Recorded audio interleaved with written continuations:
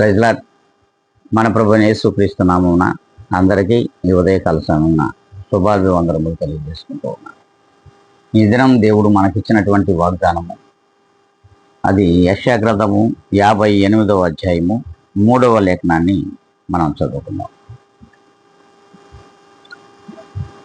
మేము ఉపవాసముండగా నీవెందుకు చూడవు, మేము మా ప్రాణములను ఆయాసపరచుకొనగా నీవెందుకు లక్ష్య పెట్టవు అని అందురు. మీ ఉపవాస దినమున మీరు వ్యాపారము చేయుదురు, మీ పని వారి చేత కఠినమైన పని చేయించుదురు. దేవుడే స్పష్టంగా మాట్లాడుతున్నాడు. అవును, ప్రతి ఒక్క విశ్వాసి కూడా ఈ దినమున ఉపవాసం ఉంటున్నారు. ఉపవాసం ఉంటున్నటువంటి ప్రతి ఒక్కరితో కూడా దేవుడే మాట్లాడుతూ ఉన్నారు. అవును, మేము మా శరీరములను ఆయాసపరుచుకుంటున్నాం, మేము కఠినంగా ఉపవాసం ఉంటున్నాం, ఎప్పటి వరకు ఉంటున్నాం అనేది కూడా మనము ఆత్మ పరిశీలన చేసుకోవాలి. మరి నీవెందుకు మమ్మలను చూడవు, మా మీద లక్ష్య పెట్టవు అని మనమందరం కూడా దేవుణ్ణి అడుగుతున్నాం.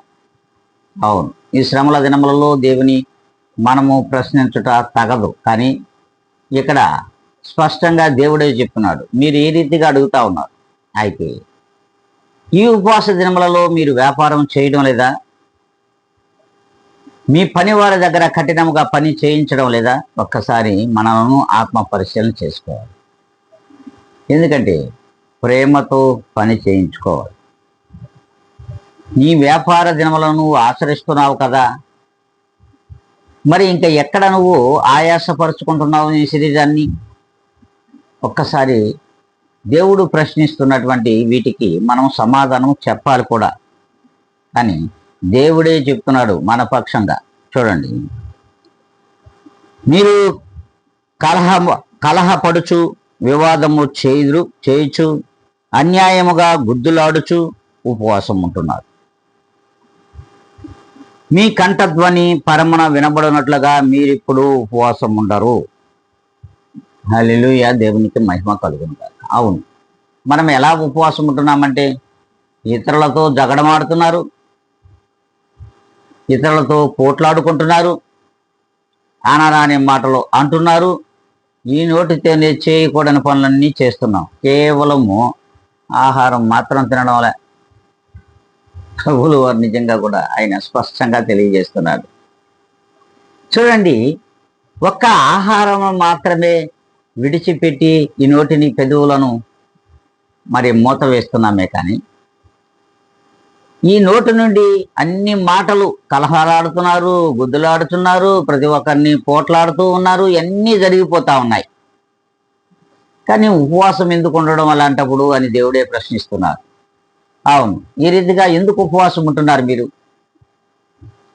మిమ్మల్ని మీరు ఆయాసపరుచుకోవడం కేవలము నోటి ద్వారా తీసుకుంటున్న ఆహారం తప్ప, నోటి నుండి బయటకు వస్తున్నటువంటి ప్రతి మాట కూడా దేవునికి వ్యతిరేకంగా మాట్లాడుతున్నారు, గుద్దులాడుతున్నారు, పొట్లాడుకుంటున్నారు, మరి కఠినమైనటువంటి పనులు పనివారికి చెబుతున్నారు, ఎన్నిటినీ విడిచిపెడుతున్నారు. ఏమాత్రమైనా మరి మీలాంటి వారు ఉపవాసం ఉండడం ఎందుకు అంటున్నారు? ప్రియమైన దేవుని బిడ్డలారా, సమస్తమైనటువంటి సార్వత్రిక సంఘములో ఉన్నటువంటి విశ్వాసులందరితో కూడా దేవుడు మాట్లాడుతున్నటువంటి మాటలు ఇవి. మరి ఎలా మనం ఉపవాసం ఉంటున్నామో ఒక్కసారి ఆత్మ పరిశీలన చేసుకుందాం.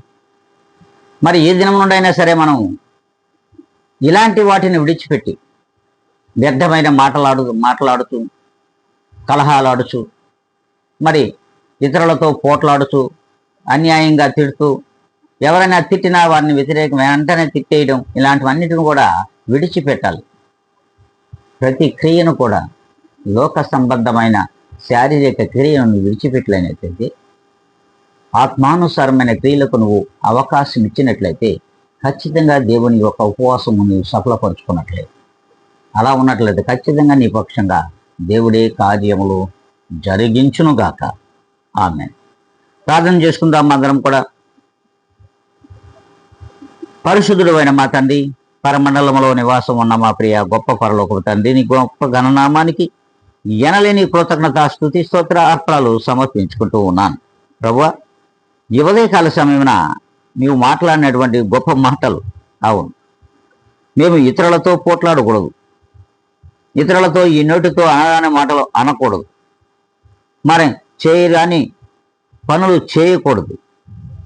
మరి కేవలం మేము నోటి ద్వారా నాయన శరీరమునకు కావాల్సిన ఆహారము తీసుకోవడం లేదు, కానీ నోటి నుండి వచ్చే ప్రతి మాటను కూడా మీరు నాయన లక్ష్య పెడుతున్నారు, వాటి మీద మీరు దృష్టిస్తున్నారు.